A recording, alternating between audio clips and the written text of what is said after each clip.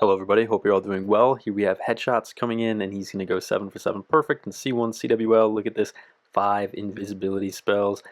Pure risk at C1 CWL. No invisibility spells left and he ends up swagging his RC. So some quick little highlights. Here he comes in again, swagging his RC again. And here he swags his RC, 6 spell space, and over 100 troop space. And he did this all using Fireball, Warden Charge, Rocket Loons. So I hope you guys are ready and check this out. He placed 4th and 48th global in Legend League in June and July season respectively. So here we have Midnight Legion winning C1 CWL, and let's get into the attacks. So here's the first attack, and we're going to play one of the best games that there is to play. Where is Headshotz going to Fireball? And immediately looking at this base, I'm assuming he's going to Fireball either the Expo or the Fire Spitter next to the Clan Castle. So right now he's setting up for his Flame Flinger.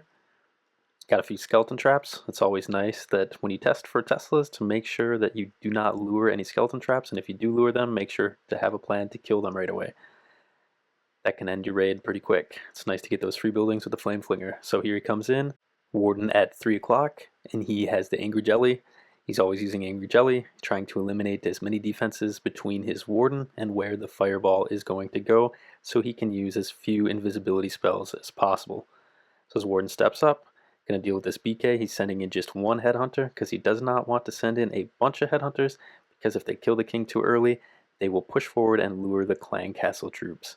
So notice how he was able to use that BK to slow up his Warden from pushing into the base. He was actually able to use the BK to pause the Warden so he could get the Fireball off to take the Expo and kill the Clan Castle and that Fire Spitter. So that's just next level Warden charge planning. So now he's got the Warden coming over here to the left. He's got a few Loons to help keep the Warden going to the left. Down here towards 6.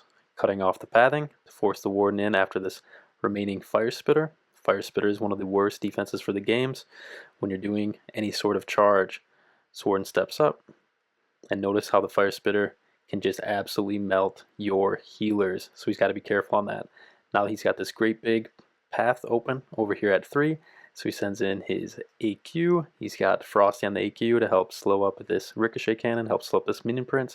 Sends in the BK2 along with an Ice Golem, along with a Skeleton Spell, Distract, and notice just how dangerous a Fire Spitter is. The Fire Spitter was able to take out his Warden along with that Tesla and Expo. So he sends in his RC. Now his RC is supposed to come in and eliminate this Fire Spitter before the Fire Spitter starts shooting his other heroes, because that is how deadly a Fire Spitter is. If you want to do these technical attacks, always have a plan for the Fire Spitter.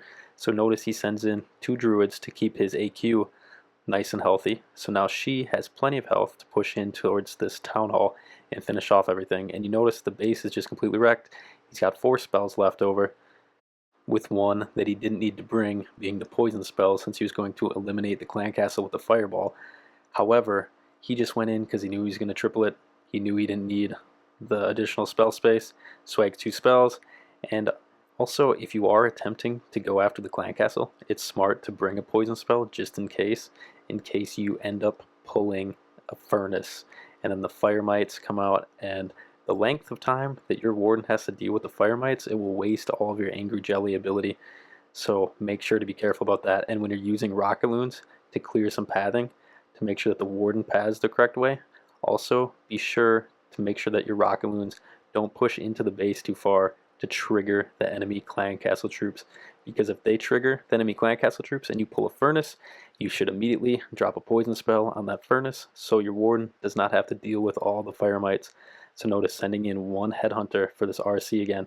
Notice he does not send in 2 Headhunters for the enemy RC, because 2 Headhunters will kill the enemy RC too fast, and then they will push into the base and they will trigger the enemy Clan Castle. And notice the Fire Spitter is highlighted because that's where I believe he's going to launch this Fireball that will clear the Clan Castle, and importantly this Hook Tower. Hook Towers are a pain for all the technical strats, so it's nice to get that out of the road so he does not have to deal with his heroes getting pulled in and sacrificed in the core. So he's letting his Warden finish off this Expo, drops the Invis, targets that Fire Spitter, and notice how he drops the EQs before his fireball hits. This way they distract the builder huts, nothing can get repaired, all the buildings go down to the fireball. So now he's stepping in, he's going to have to deal with this enemy BK, enemy minion prince, so he drops a rage, going to get his Warden all healthy, drops in a Headhunter. Headhunter's a little bit early, but it does pull the minion prince for the Warden to deal with before the Town Hall. So now he's got his AQ over here at 9. AQ is going to step into this 9 o'clock compartment behind the BK. BK is there to tank for the AQ. Ice Colem's there to freeze up some defenses for both the BK and the AQ. Meanwhile, he's dropping in some rocket loons to test for traps. Pull some air traps to keep the healers healthy behind the Warden. Warden is still somewhat struggling with this BK, so he goes ahead and drops his poison spell that he didn't need to use because he got the clan castle with the fireball for the enemy BK, and that's something that you can always do. If you fireball the enemy clan castle, you have a poison spell left over, do not be afraid to use that on a hero, unless you're planning on swagging. So now AQ goes to ability, Giant Magic Mirror. That is something common you'll see in all these attacks. Giant's almost like a second BK, and what makes the Giant so strong and so crucial in these attacks is that the Giant can beat through these walls and give the AQ access to a lot more buildings in the core. So notice you use the BK initially with his EQ boots to open up pathing for the AQ, and then once the AQ goes to ability, the Giant will help eliminate some walls to give the AQ better pathing into the rest of the remaining base. So Giant, Magic Mirror on the AQ, Spiky Ball and EQ Boots on the BK, Rage Gem, Fireball on the Warden, and Rocket Spear Shield on the RC. Alright, so Warden comes in, he's going to go after this Expo to get the Fire Spitter, get the enemy clan castle. Just being patient with his Warden, eliminating as many defenses between his Warden and the buildings as possible. Drops an invisibility spell because that ricochet cannon will damage his Warden too much. Going to take out this multi-inferno tower. He's got a few archers in behind help cleaning trash, but you do not want to clean too much trash because a lot of times you want to use the trash buildings to stall up the Warden. So Warden targets the Expo, targets his target, so he knows the fireball is going to go that direction, goes ahead, pops fireball, drops his 2 earthquakes, and eliminates all his intended defenses. Able to direct target this multi-gear tower, and the multi-gear tower only takes 3 rocket loons to kill. Expos take 4, Inferno Towers take 4, Monolith takes 5, Multi-Gear Tower takes 3 low hit points. So now he drops in 4 loons, 20 housing space to lure the Warden to the bottom of the base. And this is important.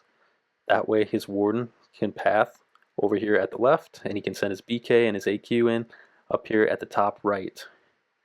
Notice he's out of wall breakers, so he goes ahead, uses the BK EQ boots to open up and give access to the AQ. AQ is going to encounter some damage, so drops in the Druids.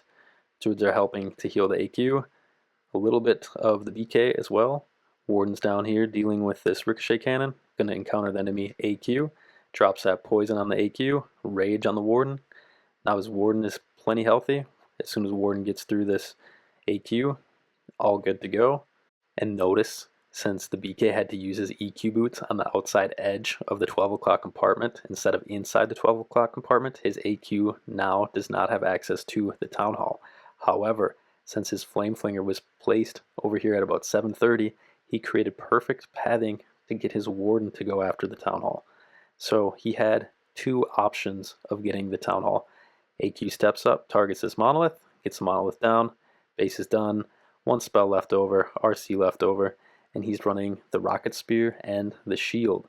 And if you're running the Rocket Spear and the Shield, you want to deploy your RC from the outside edge of the base because you don't want to send your RC into the core of the base when you do not have electric boots, because the electric boot aura kills skeleton traps immediately. So testing for some Teslas and skeleton traps using that hog. Warden's coming in here from 6. Warden, my guess, is going to target this Monolith. Monolith is highlighted. Flame Flinger getting a bunch of work done here up at 12. Nice thing about having Warden at one corner and the Flame Flinger at the opposite corner is it makes it very easy for your heroes then to dive into the core of the base because you're cutting off pathing for them, making a nice funnel. Makes his Warden invisible, targeting that monolith, drops the EQs. No need to wait for the Angry Jelly ability to wear off.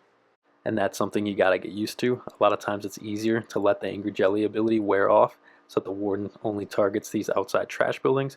So then you can just let the Warden chill there, almost like an ice block spell, get your fireball off easily. However, if your Warden directly targets the defense that you're going after, go ahead, drop those EQs, pop the fireball, just be ready with an invisibility spell in case your Warden surges into the core. So dropping Ice Golem over here at the bottom right, AQ in behind, once again with the Frosty, bringing the Frosty to help freeze up some of these defenses because he has Druids to come in and keep her healthy. If he did not have the Druids, he would be running the Unicorn. So Warden is working just fine over here towards the left, encountering the enemy BK. BK's got a lot of hit points, so he goes ahead, drops a poison on the enemy BK along with a Headhunter. Notice he's got a Fire Spitter also hitting his Warden, so he needs extra support. He had a Skeleton spell down here, distracting for the Ricochet Cannon to try to get his BK into the core of the base to open up access to the Town Hall compartment. However, the Ricochet Cannon, that's how deadly Ricochet Cannons are, was able to force his BK2 ability early, so now his AQ does not have access to the Town Hall. Druids are still keeping the AQ healthy. Notice this Giant Giant. Giant Giant's going to beat through the wall, and that's why you want to bring the Giant Giant. In case your BK does not get the job done, the Giant Giant a lot of times will take you the rest of the way. Absolutely insane equipment. Supercell went ham with the equipments, so he might as well have fun using them. Giant Giant comes in, actually beats down the enemy RC. AQ still healthy. And notice this, he has 6 spell space left over, an RC left over, and over 100 troop space. Absolutely crushing hit. And notice the 6 spell space left over because he did not have to target his defense using invisibility spells for that monolith. He was able to direct target, get the shot off, and only use 2 EQs for his fireball. So awesome hit, awesome base recognition to Headshotz. And guys, Headshotz has his own YouTube channel where he shares some of the top 100 hits for Warden Charge Fireball. He's always top 100 global. So if you guys want to learn how to do this attack strategy, I highly recommend, and I will leave that down in the description, his channel. So make sure to give that a look. So he's coming in, and this is going to be absolutely insane. He's going to use 5 invisibility spells to target that Crusher Mortar that I have highlighted right next to the Rage Tower. So this is absolutely insane. So he's going to wait, since he's placing 5 invisibility spells, he needs to wait for this Angry Jelly ability to wear off, and he's trying to eliminate as many defenses between the Warden and that Crusher Mortar as possible. So he's dealing with this Dark Elixir storage. Now, since his Warden is stuck on the trash, not surging in, makes those defenses invisible, drops the EQs, pops the FB, and eliminates this entire core of the base. Absolutely insane, especially in C1 CWL, where every attack matters. And yeah, that is a lot of risk, using all the 5 invisibility spells to get the fireball off. So now he has no protection left, and that's what makes this attack just insane. So now if his Warden or BK or AQ come under too much fire, he will not be able to use an invisibility spell to protect them. So he sends the BK, AQ opposite of the Warden, which he always does, to keep the Warden working by himself, so the Warden does not come over and help his BK and AQ. Uses the Siege Barracks to help support the BK and AQ. They're going to wrap around and go towards this Town Hall. Sends in a Headhunter to help his Warden deal with this enemy RC. Sends in some Rocket Loons to help supplement the Warden and keep the Warden on target for the defenses that he wants the Warden to target. Drops in the Druids behind the AQ. AQ is plenty healthy. Frosty's getting targeted by this monolith, so drops the Skeleton spell to help distract the monolith. BK is going to have to use ability here to give AQ access to the core. Minion Prince can be kind of a pain. AQ is going to step up and kill the Minion Prince. BK triggers the invisibility spell tower, but that's alright because his AQ is distracted on the enemy heroes.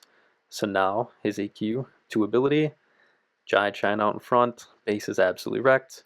1 spell, RC swag after investing 5 invisibility spells to get the fireball off. So I highly recommend you guys check out Headshotz channel, one of the best fireball Warden Charge players in the world. And also make sure to check out the currently 19th ranked in the world American Bears esports pro team, for which him and Win from Midnight Legion play for. So here he comes in with the Warden from the bottom left. He's going to go after, my guess is, this poison spell tower. And I'm guessing this because I see the Warden at the bottom left. Had I had to guess this initially, I probably would have guessed over here by the fire spitter. However, I believe that he's going to send his BK in to get hooked by this hook tower. So he creates the nice funnel in the middle of the bottom left. He's going to get his Warden to go up towards 12, and then he's going to send in his BK and AQ down from 6. And notice he has a Flame Flinger over at 3. Flame Flinger over at 3 is to cut off the pathing for the BK and the AQ to push in towards the Town Hall. And notice that hook tower. The hook tower is in a spot where if the BK was to get hooked, he would be able to open up access to the Town Hall for the AQ. So he's just being patient. He's got an Expo and then enemy minion prints on the Warden. Finishes that off, drops the BK, AQ. They come in, and the Golem is coming in behind the BK in case there is a spring trap in that opening section of the wall. So he gets the BK hooked, eliminates both fire spitters, opens access to the core. Absolutely crazy hook value, and that's something you can always check for. If there's a hook like that and you can use the EQ boot ability to get access to the core and the spiky ball to eliminate some crucial defenses that are usually surrounding the hook, always a smart investment. So the AQ's pushing up, AQ still plenty health, the druids are keeping her plenty healthy, and that's very nice because now he'll be able to use his AQ ability on the Town Hall. Sends in some rocket loons from the top right, goes ahead, freezes up this Town Hall to keep the cloned queens healthy. AQ pushes up, Giant's there to tank the Expo. Giant basically a second king, and the Giant is so clutch in tanking the ground Expos to keep your RC healthy. Drops in a skeleton spell. Warden's encountering the enemy BK. Got one Headhunter left. Goes ahead, makes his Warden invisible to keep him healthy from the BK. Now drops in that Headhunter.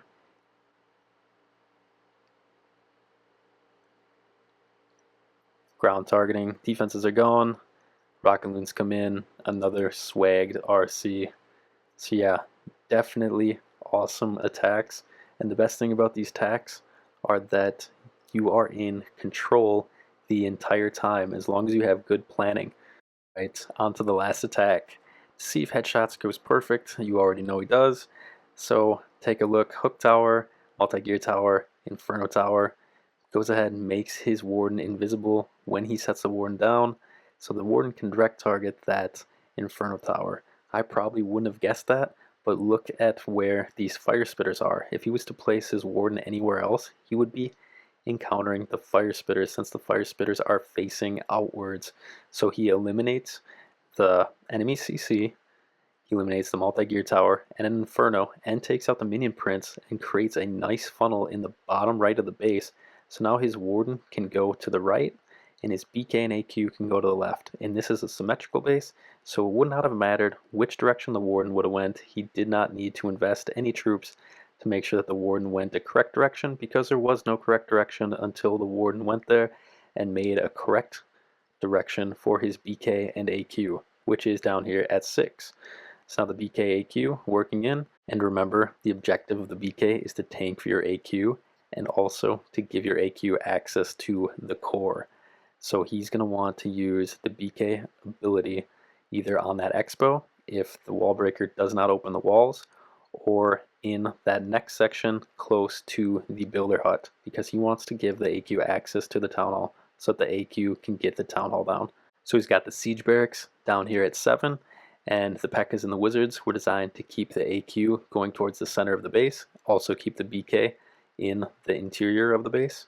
And notice how the AQ was forced to ability before she could eliminate the Town Hall or lock on to the Town Hall, and that's because of this Rage Spell Tower compartment dealing the extra damage from the Ricochet Cannon and from the Fire Spitter. So you always want to have extreme caution when your heroes are going into a rage spell tower compartment. Those are the absolute worst for hero walks and hero dives. So he sends his RC in to eliminate this Town Hall. If it hadn't been for that monolith, his giant would have actually taken that Town Hall down. So he's going to eliminate the Town Hall, pop the RC ability. RC is going to take out this multi-archer tower, take out the monolith. Warden's working over here, going to eliminate that Expo. And he's sending in some Headhunters. Headhunters underneath the Warden Rage Gem, which is something you should always do if you're sending in Headhunters.